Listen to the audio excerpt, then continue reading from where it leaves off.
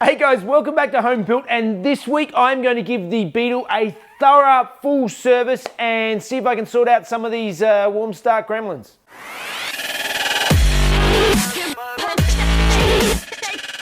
Alright, so as I said today, I'm going to do a full service on the Beetle, a thorough adjusting the valves, replacing all the oils, distributor, coil, everything. So first things first is to get it up off the ground, put some jack stands under it, and get it all ready for me to start working.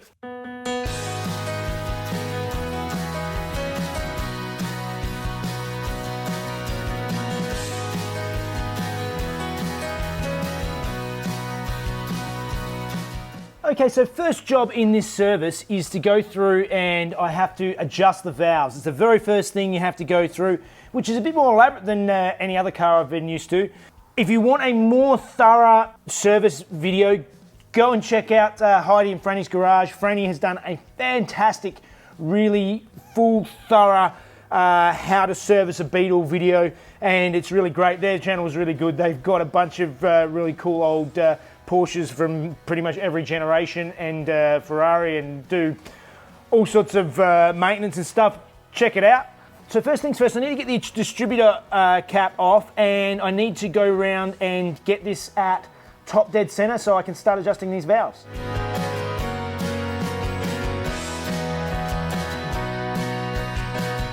Okay, it's a bit hard to see, but you can see somebody's put a mark of white stuff on this notch here. There's a notch there, as you might be able to see, and there's a notch there, and that is 10 degrees before top dead center, and that is top dead center. So lining up with that mark there in the case.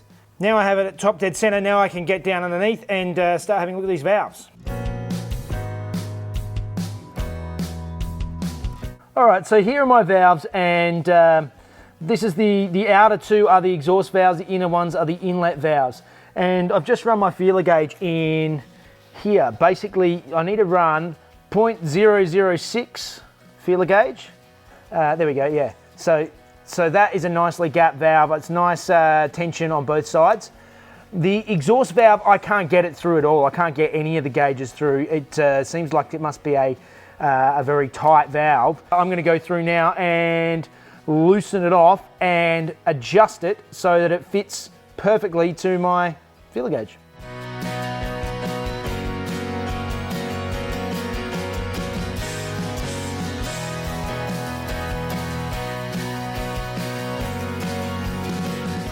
Okay, so basically all I did to adjust the valve is I loosened the 13mm locking nut on the outside here, and then the screwdriver end is the adjustment. So I just loosened that off slightly until I had a nice, I could just sort of feel it dragging slightly on both sides with the feeler gauge.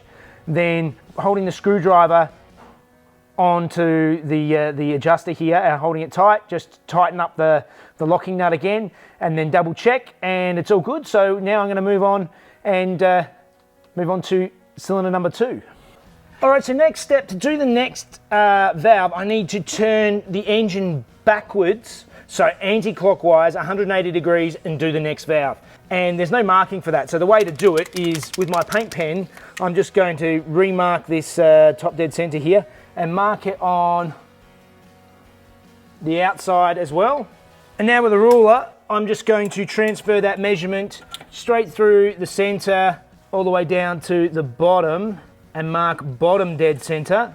So now I can just rotate my engine around to the other mark and do the same for cylinder number 2.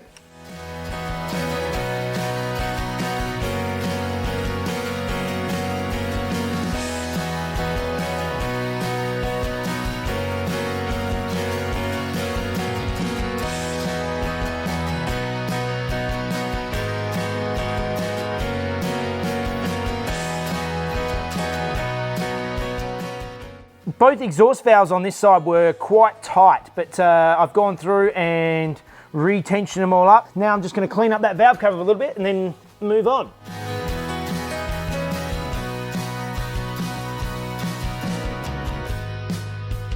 Okay, so I've been cleaning up this valve cover, just making it nice and tidy, and I'm going to give it a coat of satin black just to make it look nice and neat and tidy again. And I did notice that this valve gasket was leaking slightly. It wasn't major, but The gasket under here, it's getting a bit old and tired, and yeah, and I can see there's a few cracks in it and stuff like that, so I can see it has been leaking.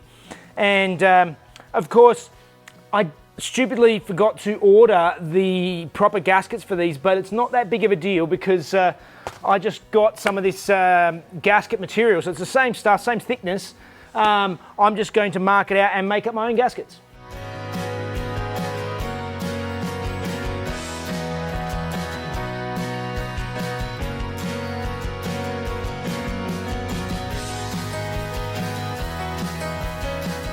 Okay, I've got my my valve cover all painted up, looking nice and tidy, and I've got my my gasket I made up. I'll see how it goes. If it does leak, I will order some new ones and replace them. They're not expensive, it's just I didn't have any on hand. I'm just going to grab a little bit of grease on my finger and run it around the edge of the gasket on both sides, just so that it has a good chance of sealing, and then we'll put it back in the car.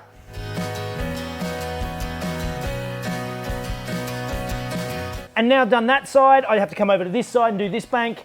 Same as I did before, rotating the engine 180 degrees each time, and just work my way through and adjust all the valves.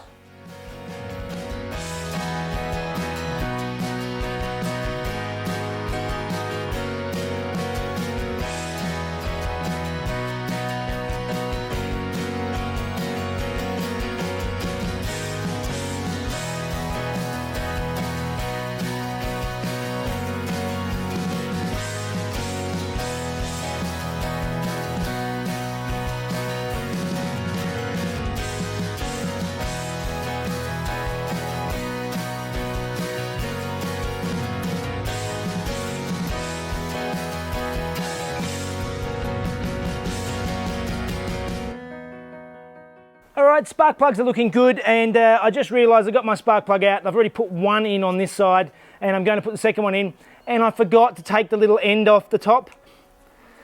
With the VW spark plugs, you need to take the end off, unscrew it, so I'm going to have to pull that spark plug out again. They're just awkward getting in, and there's not a lot of room, even though it's a little engine.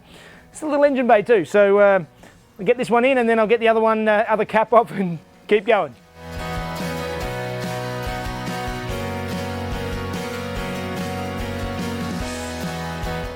That is odd. One of these does not look like the other. Here's a spark plug I pulled out already, and here's the one that goes next to it. Look at the size difference between these two spark plugs. As some of you might have noticed, and I definitely noticed, is I had one blue spark plug lead. One lead that was not the same as the others. That's probably why. The only thing I can come up with is that obviously somebody must have threaded a spark plug at some stage and it's been bought out and replaced, or maybe there's a different head on it, maybe there's a different year head on that particular cylinder. I don't have a replacement for this one at the moment. It's running okay, and I don't want to rebuild the whole engine just because it's got a one bigger spark plug than the others. So I'm going to clean this plug up and replace it back into the engine, and I'll get a replacement to go back in, and we'll keep going. If any of you have another reason other than what I've just said that why this might be replaced, let me know. Any VW experts out there, let me know.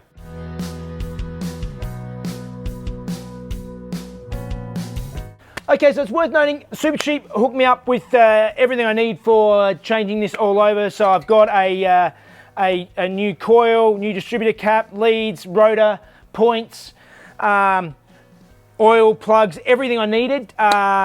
They've hooked me up with, so I'm going to go through now and start changing everything over. So new distributor cap and rotor and points to go in to replace what is currently there, and maybe some new leads as well.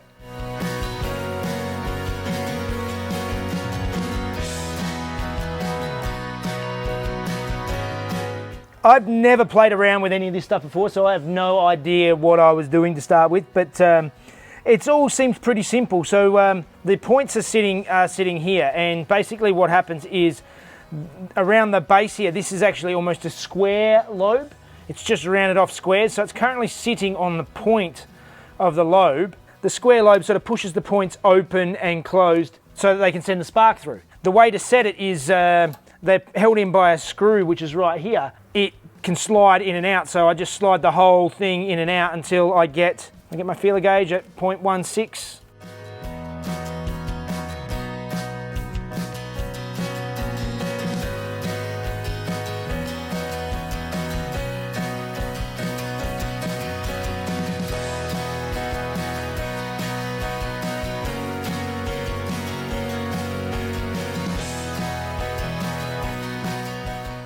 This is all going much slower than I expected.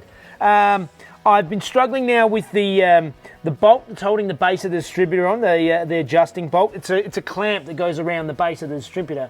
And I've just snapped off the one on one side. It looks like it's completely bent going through here, and the nut has been completely rounded. So I'm going to try bash this socket onto the nut and see if I can undo it, because it's being a real pain. I just want to get it done.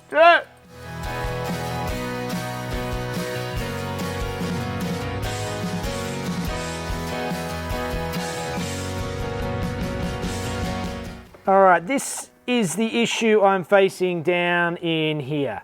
This nut is rounded completely, and the other side of it, over the back, I snapped off. I need to get that out so I can rotate this distributor, and I'm struggling with it. It's run out of time for today, so that means it's time for fun facts with Mrs. Jeff, but I will actually go back to it before I finish this video, so a little change up of plans, but I'm going to get this car running. It's a running resto. Even if I haven't finished the full service, I've at least got to get the timing set, and then I can drive it again and change the oil and stuff next week.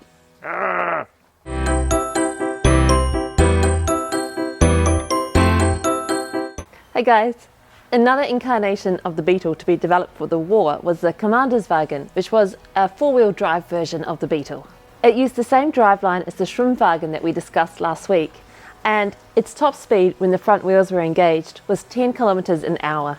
It is not really known how many of these four-wheel drive Beetles were built, as they were very expensive to produce, and today only 5 are known to have survived. They share a similar body to the regular Beetle, but they had wider guards, and at the front, under the bonnet, they carried an extra fuel can. When the Allied forces first saw these fuel cans, they got the nickname of jerry cans from the Allies' name for the Germans, and they're still called jerry cans to this day.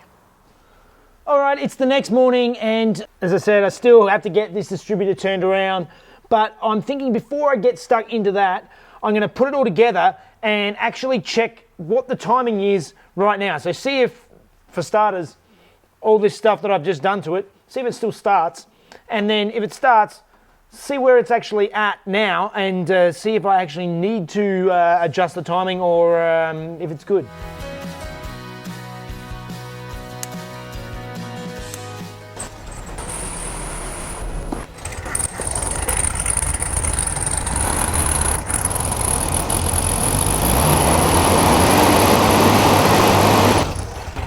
Maybe I should have checked that before I started, because basically all the books are telling me set up the timing light and it should be at 30 degrees advanced timing at 3000 RPMs. So this timing light's really cool because I can set it up to 30 degrees advance, and this is my RPM here.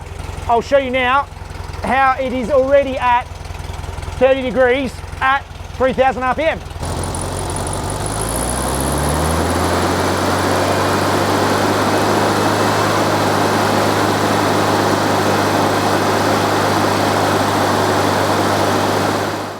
So I really should have looked at this before I started playing around with it, but I have to fix it anyway. I can't leave a nut like that that's completely burred.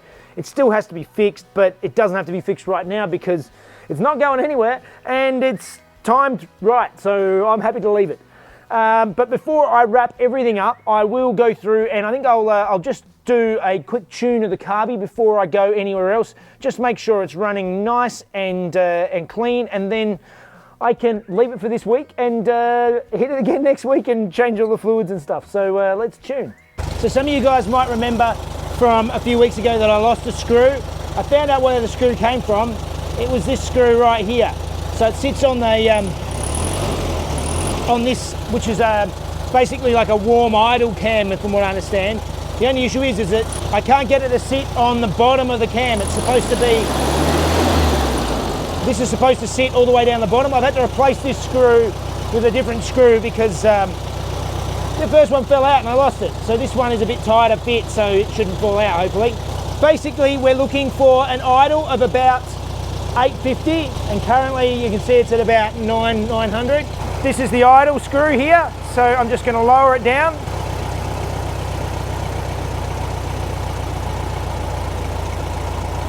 It's decreasing the idle down to about 850. That's all the way in, that's as low as it's going to go.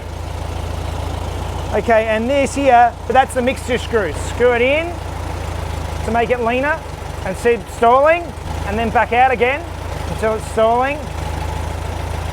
Sounding better there. Yeah, it's just starting to stall again there.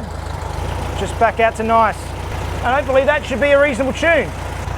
All right, that's sounding okay, so now I'm gonna go and take it for a quick drive and see how it goes.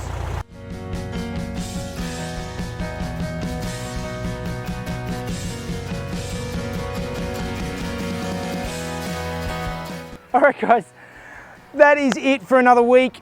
I didn't get as much done. I didn't get the full service done like I wanted to. It just took so much longer, fighting with old bolts, learning what I'm doing. I was researching the whole time because I've never done this before. I have no idea what I'm doing. But good thing, it's a really simple car. It's a really good thing to learn on. I can really appreciate why people love these things so much, because they're just easy to get your head around, and they're fun. So anyway, that's it for this week. As always, if you want to help out the channel, go and get some hoodies or t-shirts, coffee mugs in the store, in the link description in the link in the description below. And you can follow me on Facebook and Instagram in the same place. See you guys. Any of these four wheels, I've known to have actually fit. And something about it that from what the allies, and at the front under the bottle. There's a lot of F's here and S's. And the Allied forces first saw these fuel cans.